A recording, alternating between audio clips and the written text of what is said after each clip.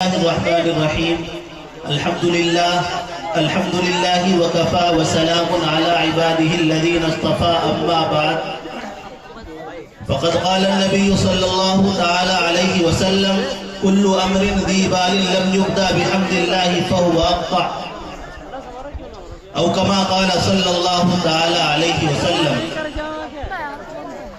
معزز سامعین اعظام، میرے واجب الاحترام بزرگوں اور دینی بھائیوں اور پردہ نشین میری مائیں اور بہنیں، آج کا یہ ہمارا سالانہ عظیم الشان اجلاس عام بڑی خوبصورتی کے ساتھ منعقد کیا گیا ہے.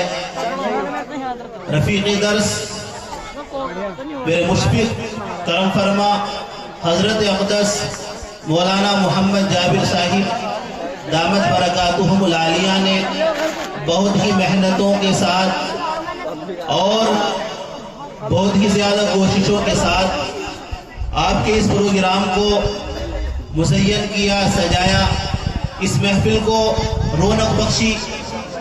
تو ہمارا فرض بنتا ہے کہ ہم حضرت کی اس محفل کا اور حضرت کی اس کوشش کا ہم پر فریضہ عائد ہوتا ہے کہ ہم ان کی کوششوں کا خیال رکھیں جس مقصد کے لیے اس محفل کو، اس مجلس کو، اس اسٹیج کو، اس پنڈال کو سجایا گیا، لگایا گیا، اس مقصد کا خاص طور سے خیال رکھا جائے. ہم اس محفل میں بکثرت شریک ہوں. جو ہمارے بھائی گھروں میں بیٹھے ہوئے ہیں وہ فوراً جلسگاہ کے اندر تشریف لے آئیں، کیونکہ بڑی ناقدری کی بات ہوگی کہ حضرات علماء کرام تشریف لا چکے ہیں اور ابھی ہم خواب غفلت میں مست ہیں، ہم اپنے کاموں میں لگے ہوئے ہیں. یہ بڑی ناقدری کی بات ہوگی.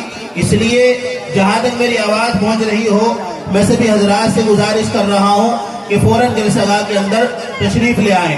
میرے بھائیوں، بزرگوں، ہم سب اللہ کے ماننے والے ہیں، اللہ رب العالمین کے بندے ہیں، اللہ کی عبادت کرتے ہیں، اللہ کی اطاعت کرتے ہیں.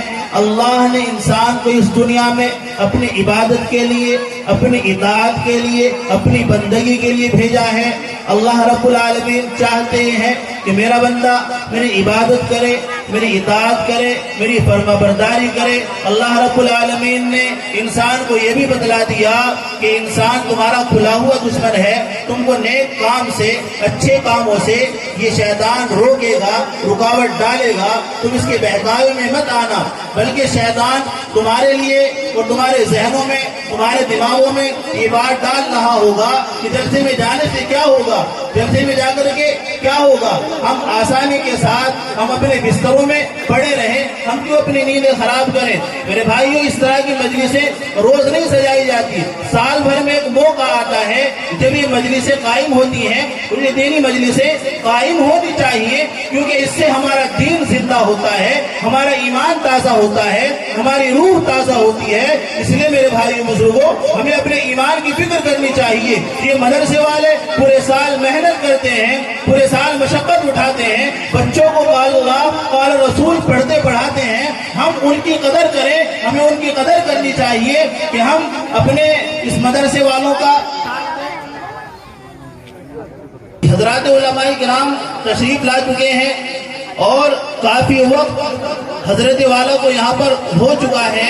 اس لیے اس سے قبل کہ حضرت والا آپ کے درمیان تشریف فرما ہو، میں سبھی بستی والوں سے گزارش کر رہا ہوں کہ وہ فوراً جلسگاہ کے اندر تشریف لے آئیں.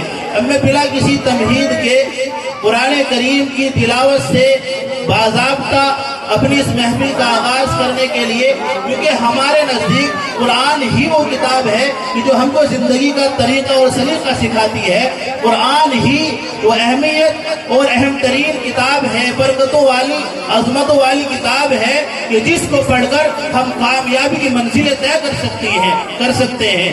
قرآن کو اگر ہم نے چھوڑ دیا، قرآن کو پشت ڈال دیا تو ہمارے پاس آنا پڑے گا، ان سے معلوم کرنا پڑے گا، ان سے سیکھنا پڑے گا کہ قرآن کے بغیر اگر انسان کہے کہ میں کامیاب ہو جاؤں گا، کامران ہو جاؤں گا، ہرگز قرآن کے بغیر وہ کامیاب نہیں ہو سکتا، کامران نہیں ہو سکتا، کیونکہ قرآن ہی اللہ نے ایسی کتاب مسلمانوں کو دی ہے جس کو پڑھ کر کے امت مسلمہ نے ترقی کی ہے، امت مسلمہ کو عزت ملی ہے، امت مسلمہ کو شان ملی ہے، روب و دبدبہ ملا ہے، وقار ملا ہے۔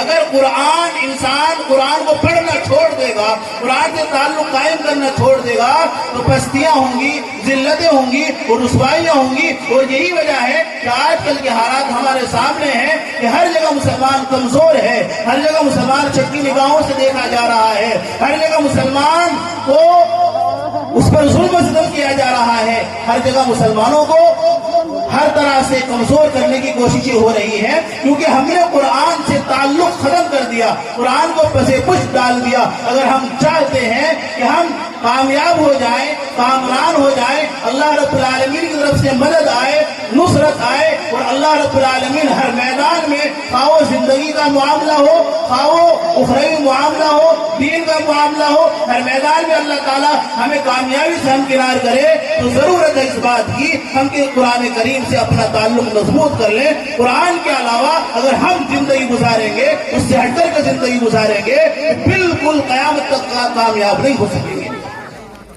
تو اس لیے ضرورت ہے آج اس بات کی کہ ہم اپنا تعلق قرآن سے کریں، کیونکہ اللہ تبارک و تعالیٰ نے یہ قرآن نازل کیا ہے ہمارے لیے۔ ذالک الکتاب لا ریب فیہ، یہ کتاب ایسی کتاب ہے جس میں کوئی شک و شبہ نہیں، اس میں شک و شبہ کرنے والے، خامیاں تلاش کرنے والے سب مٹ گئے، ختم ہو گئے۔ لیکن قرآن جس طرح سے 1400 سال پہلے نازل ہوا تھا، بعینہ ہی اپنی اصلی شکل و صورت میں موجود، ایک حرف، ایک نقطہ، ایک زبر، زیر، کچھ بھی رد و بدل نہیں ہو سکا۔ اس کو مٹانے والے خود مٹ گئے، خود ختم ہو گئے۔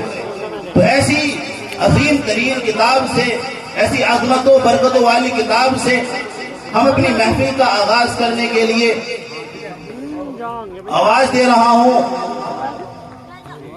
حضرت قاری قرآن، عاشق قرآن، قاری خوش الحان جناب حضرت قاری شان محمد صاحب دامت برکاتہم العالیہ، جو کہ درجہ حفظ کے